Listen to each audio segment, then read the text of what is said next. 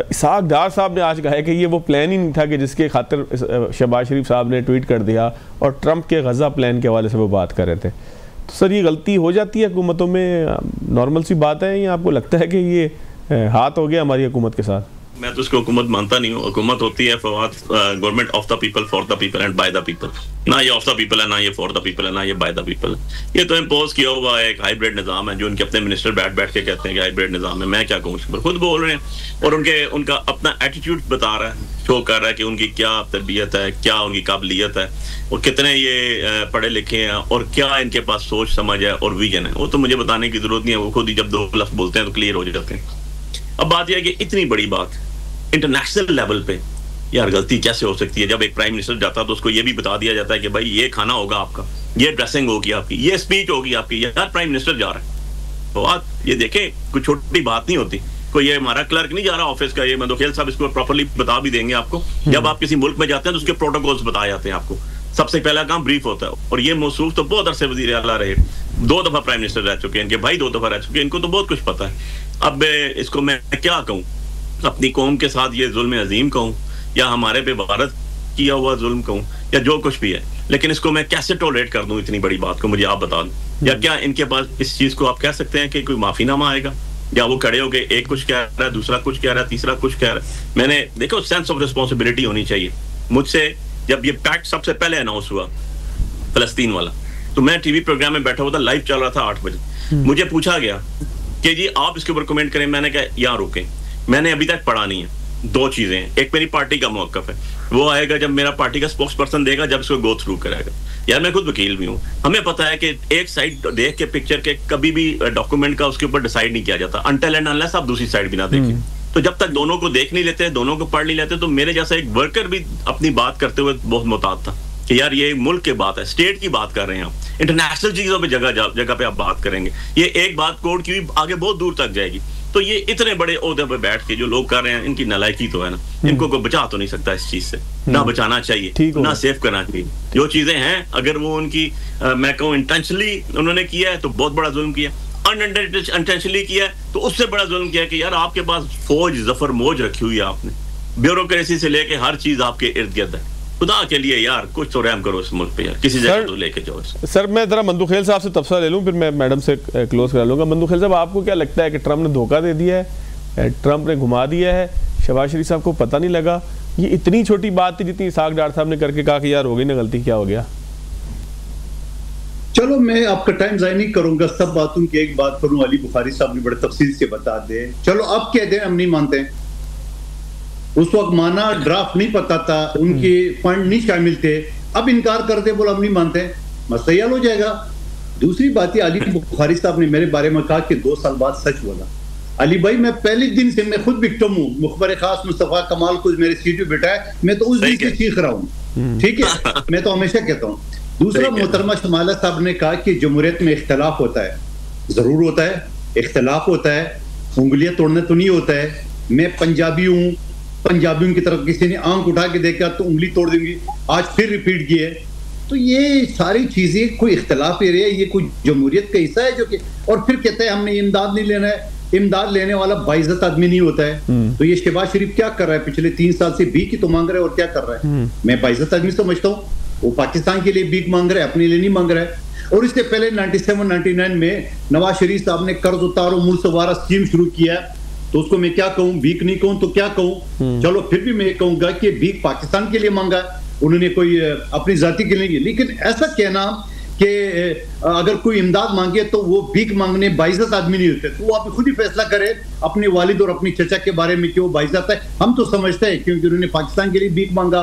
दूसरी बात ये, साथ साथ चीज जो कह रहे हैं, और ये जो नेहरू वाला मामले के ऊपर तो ऑलरेडी CCI में ये फैसला हो चुका है, चाचा जान ने वहां खत्म कर दिया है। तो ये भतीजे ने फिर क्यों उठाया मामले को? क्योंकि आपने डॉलर पकड़े सऊदी अरब से, चाइना से, मिडिल ईस्ट से, अब उस डॉलर को सीधा करना है।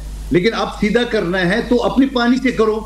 आप दरिया सिंध का जो 1991 का रिकॉर्ड है उसके मुताबिक जो शेयर सिस्टम है हमें तो पहले से कम मिल रहा है, और फिर मजीद आप नहरें निकालेंगे तो हमारे पास बचेगा क्या? आपका घर ऊपर है, यानी सुबह पंजाब ऊपर है, सिंध नीचे है, तो ऊपर आप नहरें निकालेंगे तो नीचे पानी कहां से आएगा? और याद रखें इससे पहले डिक्टेटरों ने कालाबाग डैम का ड्रामा भी मचाया, क्या असर हुआ उसका जरा याद रखना, ये मत भूले। सिंध की आवाम पीपल्स पार्टी ने नहीं सड़कों में निकाला है, सिंध की आवाम खुद निकली है। बलूचिस्तान की आवाम, पख्तूनख्वा की आवाम माजी में कालाबाग डैम के हवाले से खुद निकली है। ये हमाकत मत करना, ये आप ये समझ लो कि आप ये हमाकत करेंगे तो आप ये समझ लो कि आप जीटी रोड तक महदूद रहेंगे, आपके ऊपर पाकिस्तान भर के सारे दरवाजे बंद हो जाएंगे।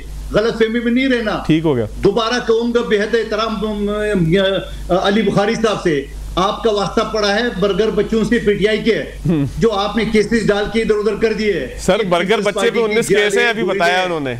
फांसियां देखिए, जेलें देखिए, कत्ल गारत देखा है, खून देखा है, हमने सब कुछ देखा है। हमें क्या डराएगी ये टिकटॉकर वजीर आला, अरबों रुपए अपने इश्तिहारात पे खर्च किए। करो, ठीक हो गया। मैं मंदुखिल साहब जरा कंक्लूड करवा लूं सर, कंक्लूड करो। शुमारा राणा साहब, आप बिल्कुल अब आपकी तरफ आखिरी गेंद आई है, जरा आप इसको खेलना चाहें, लेफ्ट करना चाहें, आपकी मर्जी है।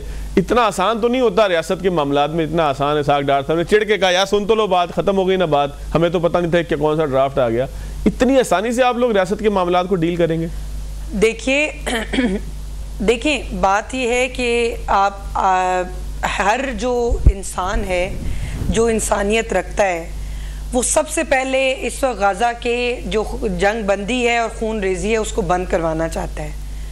और जो नकात जो अमेरिकन प्रेसिडेंट ने दिए हैं और जो सजेशन या जो रिकमेंडेशन हमारी तरफ से गई हैं, अगर उसके अंदर कोई कॉन्ट्रडिक्शन है तो उसको एड्रेस किया जाना चाहिए, और उसके ऊपर हमने बात भी की है। इसका ये मतलब नहीं है कि हमने मनोअन कोई चीज़ें तस्लीम कर ली हुई हैं।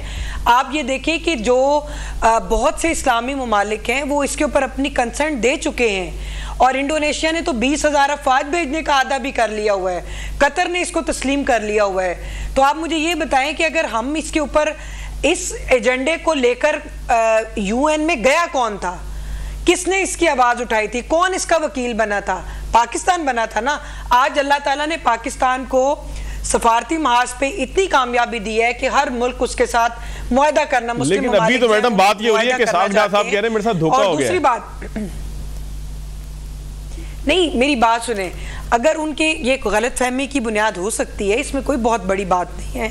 ह्यूमन एरर हो सकता है, और कोई समझने में बात गलत हो सकती है, कुछ पढ़ने में बात गलत हो सकती है, गलत फहमी हो सकती है, इसमें कोई इतनी बड़ी बात नहीं है।